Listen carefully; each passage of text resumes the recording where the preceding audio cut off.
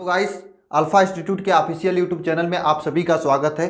Guys हम आपको daily physics की क्लासेस दे रहे हैं, डेली इंपॉर्टेंट क्वेश्चन करा रहे थे। चैप्टर नंबर 4 के जितने भी महत्वपूर्ण डेरिवेशन थे, एक एक डेरिवेशन को मैं करवाया हूं, समझाया हूं और अच्छे से बताया हूं। आप प्रीवियस वीडियो में देख सकते हैं।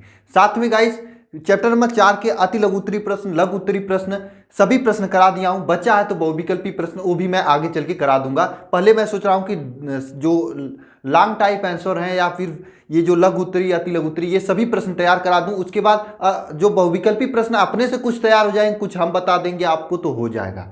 गाइस आज मैं आपको चैप्टर नंबर 4 के महत्वपूर्ण फार्मूला लेकर आए। क्यों लेकर आए महत्वपूर्ण फार्मूला? क्योंकि गाइस इसके बाद मैं चैप्टर नंबर 4 के 12 से 15 महत्वपूर्ण न्यूमेरिकल्स हैं वो कराने वाले हैं। न्यूमेरिकल करने के लिए हम आपको कल के वीडियो में बता दिए थे कि फिजिक्स का न्यूमेरिकल कैसे किया जाता है। 4 रूल होता है।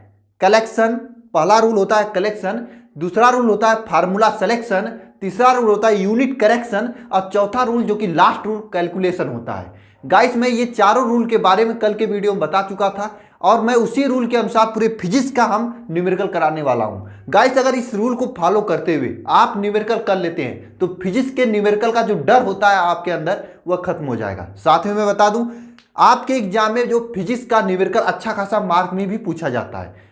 पूरे फिजिक्स के पेपर में न्यूमेरिकल कम से कम 25 से 24 अंक तक के आते हैं। इसलिए गाइस न्यूमेरिकल को छोड़ना अपने पैर से, अपने हाथों द्वारा कुल्हाड़ी मारना है। इसलिए न्यूमेरिकल से डरना नहीं है। न्यूमेरिकल से साथ में मिलकर हम लोग पढ़ाई करेंगे और न्यूमेरिकल को अच्छा करेंगे। गाइस इसके लिए मैं चैप्टर नंबर 4 के, देखिए पूरे फिजिक्स से दो चार चैप्टर ऐसे हैं जिससे आपके एग्जाम में किसी न किसी सेट में 1 या 2 न्यूमेरिकल बन ही जाते हैं। उसमें से चैप्टर नंबर 4 एक है। चैप्टर नंबर 4 से आपके बोर्ड एग्जाम में भी न्यूमेरिकल बनेंगे। इसलिए चैप्टर नंबर 4 के जितने भी न्यूमेरिकल हैं मैं पॉइंट आप किए हैं 14 से 15 न्यूमेरिकल। गाइस अगर ये 14 से 15 न्यूमेरिकल जो मैं कराऊंगा अगर आप उसे कर लेते हो तो ये समझना आपके बोर्ड एग्जाम में कोई भी न्यूमेरिकल पूछा जाए या तो उसी न्यूमेरिकल के होंगे या फिर अंक चेंज होकर, डिजिट चेंज होकर न्यूमेरिकल पूरा वही रहेगा। ठीक है गाइस, तो आपको अच्छे से पढ़ना है। आज के इस वीडियो में पूरा चैप्टर नंबर 4 के जितने भी फार्मूलाज हैं मैं आपके लेकर आया हूं। क्यों लेकर आया हूं? क्योंकि आप लोग अपने स्प्रेडशीट बनाते नहीं हो फार्मूला का, इसलिए मैं लेकर आया हूं। इसे मैं समझाऊंगा, एक एक क्वेश्चन, एक एक फार्मूले को समझाऊंगा कहां पे कैसे यूज किया जाएगा। क्वेश्चन जब मैं कराऊंगा तब वहां पे आज भी मैं इन सभी फार्मूले के बारे में थोड़ा मोड़ा बताऊंगा। आपको करना क्या, आपको इन सभी फार्मूले को एक अलग से कॉपी उठाइएगा या एक अलग पन्ना उठाइएगा, पेज उठाइएगा, उस पर लिख डालिएगा एक कोर से, एक साइड से लिखे। तो मैं जब कल न्यूमेरिकल कराऊंगा तो मैं कहूंगा कल मैं फार्मूला बताया था, जाकर देखो, वहां से देखना। अब फार्मूला एक बार मिल गया तो फिर उसके बाद क्या करना है आपको मैं कल के वीडियो में बता दूंगा, वो 4 रूल के अनुसार। गाइस अगर न्यूमेरिकल करने में आपको समस्या हो रही है तो इस मेरे जो सीरीज है उसको फॉलो करिए, लेकिन ये सीरीज डेली नहीं होगा। जिसे चैप्टर नंबर 4 का न्यूमेरिकल के लिए फार्मूला बता दिए, अब चैप्टर नंबर 5 के जितने भी इंपॉर्टेंट क्वेश्चन करा लेंगे, अति लघु उत्तरी, बहुविकल्पी, दीर्घ उत्तरी, डेरिवेशन सब करा लेंगे, तो उसके बाद उसके भी न्यूमेरिकल कराएंगे। बस आपको जैसे मैं पढ़ा रहा हूं पढ़ते चलो, समय कम है, बहुत कम समय है, इसलिए जैसे मैं करा रहा हूं करते चलो। जितना भी इंपॉर्टेंट चीजें आपको बताया जा रहा है हमारे द्वारा करते चलो, क्योंकि तभी अच्छी तैयारी होगी। तो गाइस चलिए आज का वीडियो शुरू करते हैं। साथ में गाइस मैं बता दूं आपको रिवीजन के लिए बेस्ट जो क्वेश्चन होता है सभी चैप्टर का हम फर्स्ट चैप्टर से दे रहे हैं। आप जाकर देख सकते हैं प्लेलिस्ट में, सुबह मिलता है आपको क्वेश्चंस को। अब डेली तो फिजिक्स का नहीं मिलेगा, किसी दिन फिजिक्स का मिलेगा, किसी दिन केमिस्ट्री का, क्योंकि एक दिन में एक चैप्टर खत्म हो जाएगा।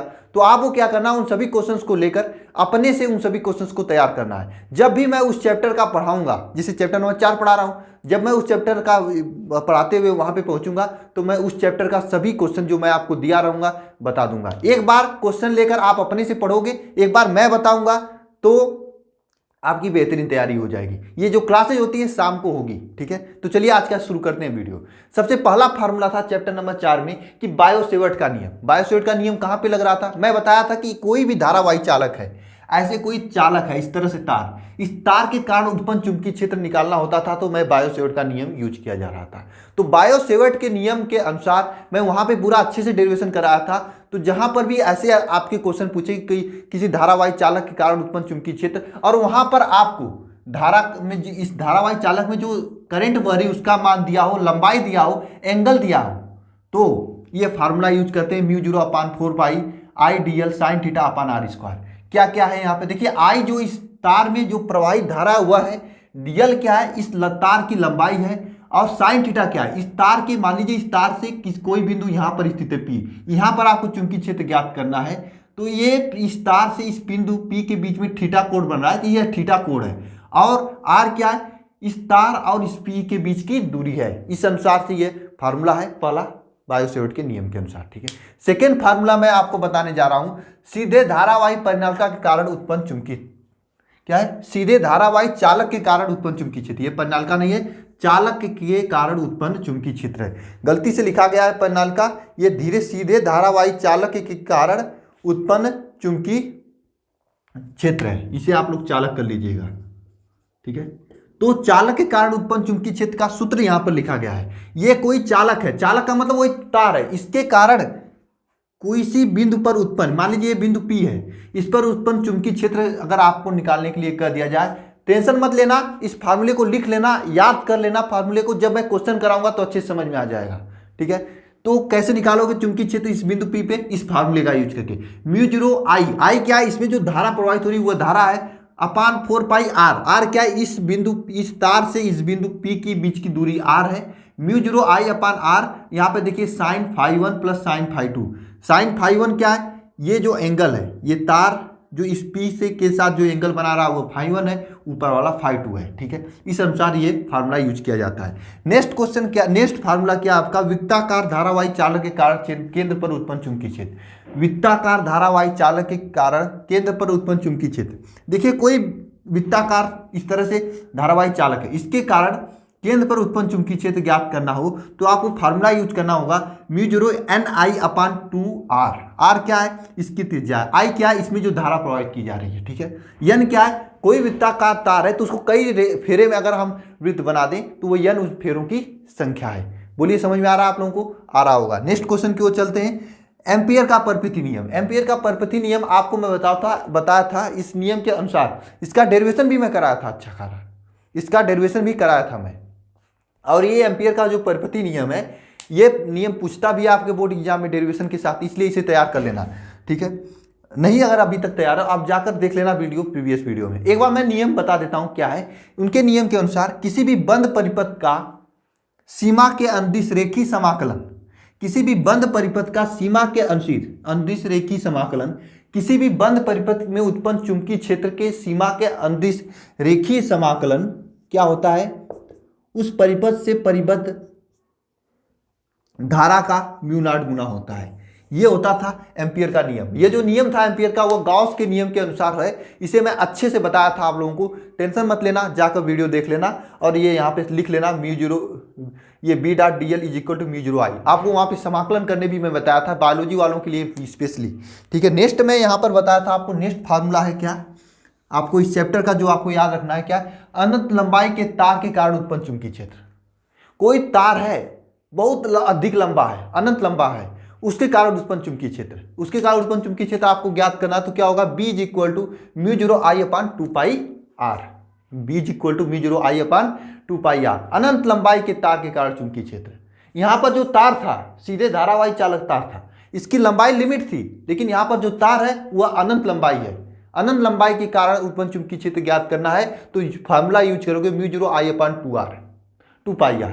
अब एक चीज समझना ध्यान से, यहाँ पर I क्या है, उस तार में बहने वाली धारा, उस तार में बहने वाली जो धारा बह रही है, और R क्या है, R क्या है, उस तार से दूरी है जहां पर आपको चुंबकीय क्षेत्र ज्ञात करनी है। बोलिए समझ में आ रहा है आप लोगों को, आ रहा होगा। नेक्स्ट क्वेश्चन की ओर चलते हैं, लंबी परिनालिका के कारण उत्पन्न चुंबकीय क्षेत्र। पहले तो मैं आपको वहां से ये जो फार्मूला है लंबी परिनालिका के कारण उत्पन्न चुंबकीय क्षेत्र, इसका डेरिवेशन कराया था और यह आपके बोर्ड एग्जाम में पूछता भी है। ये लंबी परिनालिका के कारण चुंबकीय क्षेत्र ज्ञात करने के लिए जो फार्मूला है उसका डेरिवेशन कीजिए विद द हेल्प ऑफ, यानी कि एम्पियर के नियम की सहायता से। तो लेट्स गेस, इसे हम देखते हैं ये क्या फार्मूला आता है इसमें। जब इसे हम लोग प्रूव करते हैं तो B is equal to mu N I होता है, और n क्या होता है, n अपान l। होता क्या है, परिनालिका एक इस तरह से क्रांति मिट्टी का बना होता है, इसके ऊपर काफी तार इस तरह से लिपेटा होता है। तो इस तार की जो फेरों की संख्या है उन फेरों की संख्या में, और इस तार, ये जो क्रांति मिट्टी की ये जो आपका है पैनल का, इसकी लंबाई से भाग दे देते हैं तो स्मॉल एन का मान आ जाता है, और ये एन का मान यहाँ पे रख देंगे। और इस सभी फेरों में अगर आई धारा बह रही है, धारा मतलब धारा का मान दिया रहेगा, तो आप इस फार्मूले का यूज करेंगे और चुंबकीय क्षेत्र निकाल कर अपने कॉपी में रख देंगे, और बोर्ड एग्जाम में आपको सीधे आपके खाते में 2 से 5 अंक जोड़ दिया जाएगा। नेक्स्ट क्वेश्चन की ओर चलते हैं। टोरॉइड के कारण उत्पन्न चुंबकीय क्षेत्र, यह भी काफी ज्यादा पूछा जाता है। टोरॉइड के कारण उत्पन्न चुंबकीय क्षेत्र, टोरॉइड क्या होता है आपको मैं बता दूं, अगर परिनालिका को घुमाकर गोला कर दिया जाए तो टोरॉइड हो जाता है। टोरॉइड के कारण उत्पन्न चुंबकीय क्षेत्र क्या होता है, B = μ0 Ni/2πr। ये टोरॉइड के कारण उत्पन्न चुंबकीय क्षेत्र होता है। नेक्स्ट है आपका गतिमान आवेश पर लगने वाला बल, इसी बल को कहते हैं लारेंज बल।